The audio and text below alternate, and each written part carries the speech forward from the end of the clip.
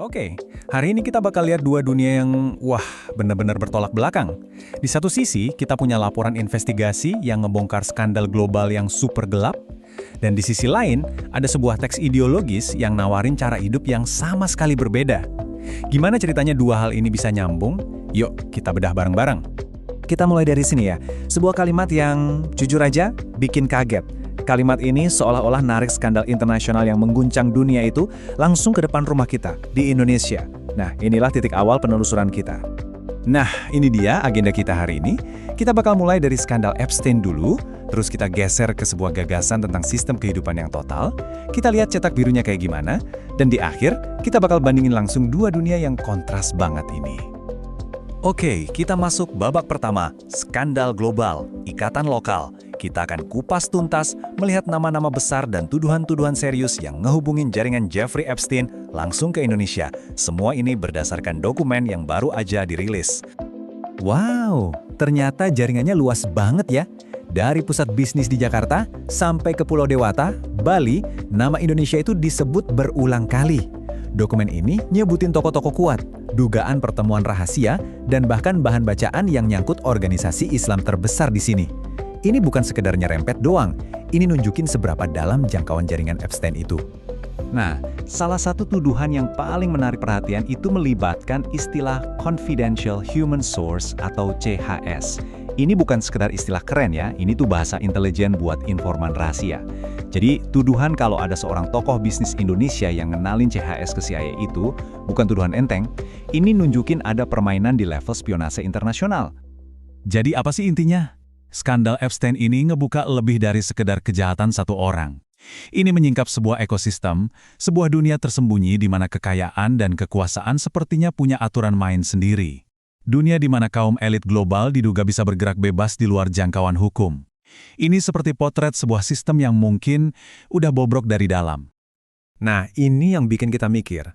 Kalau sistem yang kita bangun, hukum yang kita buat, bisa ngebiarin kerusakan moral sebesar ini terjadi, apa jangan-jangan ada alternatifnya? Ada nggak sih kerangka kerja lain, sistem aturan yang beda, yang bisa mencegah hal-hal kayak gini? Pertanyaan inilah yang membawa kita ke sumber kita yang kedua. Sekarang kita masuk ke babak kedua. Kita geser fokus ya.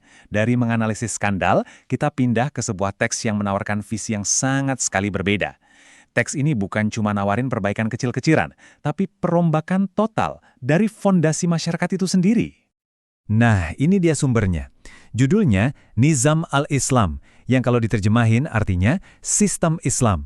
Coba perhatikan kata kuncinya di situ, sistem. Jadi buku ini nggak ngebahas agama sebagai ritual pribadi aja, tapi sebagai cetak biru yang lengkap untuk ngatur seluruh aspek kehidupan. Konsep utamanya itu namanya mabda. Anggap aja ini kayak fondasi ideologi yang total. Semuanya itu dimulai dari satu keyakinan dasar, akidah Islam. Dan dari situ mengalirlah sebuah sistem aturan yang mencakup segalanya, politik, ekonomi, sosial, hukum. Ini bukan tambal sulam, tapi sebuah proposal untuk sistem yang terintegrasi penuh. Disinilah perbedaannya kelihatan jelas banget. Di satu sisi ada masyarakat sekuler, tempat di mana hukum itu bikinan manusia. Menurut buku ini, kelemahannya jelas. Hukum kayak gitu bisa dinegosiasiin, diubah-ubah, dan dipengaruhi sama orang-orang berkuasa, persis seperti yang terjadi di skandal Epstein. Nah, di sisi lain ada masyarakat berbasis mabda. Di sini hukum itu datang dari sumber ilahi, yang dianggap mutlak, nggak berubah, dan yang paling penting, kebal dari pengaruh manusia.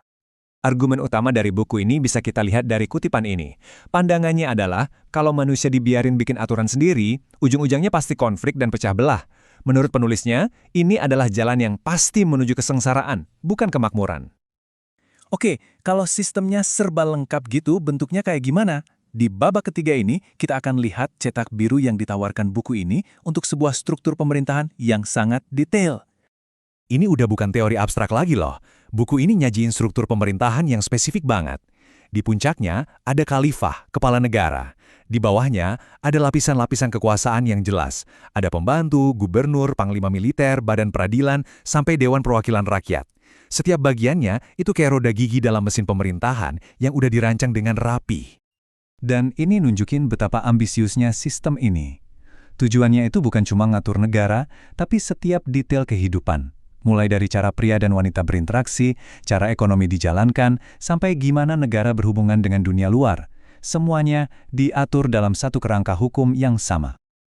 Oke, sekarang kita sampai di babak terakhir. Yuk kita sandingkan kedua dunia ini. Dunia yang kebongkar di skandal Epstein. Dan dunia ideal yang digambarkan dalam Nizam al-Islam. Kita bakal bandingin langsung buat ngeliat betapa tajam perbedaannya. Tabel ini nunjukin kontras yang jelas banget. Di dunia Epstein, hukum itu buatan manusia, yang artinya bisa diakalin sama kekuasaan dan uang. Kebebasan individu dijunjung tinggi, tapi resikonya ya eksploitasi. Kalau di dunia Nizam al-Islam, hukum itu datang dari Tuhan, jadi dianggap mutlak. Kebebasan individu tetap ada, tapi dibingkai sama aturan ilahi. Peran negara juga beda total, dari yang tadinya jamin kebebasan, jadi penegak hukum ilahi. Pada akhirnya ini soal dua filosofi yang benar-benar beda. Di satu sisi, ada keyakinan pada kebebasan manusia dengan segala potensi baik dan buruknya. Di sisi lain, ada keyakinan bahwa keteraturan sejati itu cuma bisa didapat lewat ketundukan pada hukum ilahi. Ini adalah dua visi yang sangat berbeda tentang cara terbaik membangun sebuah masyarakat.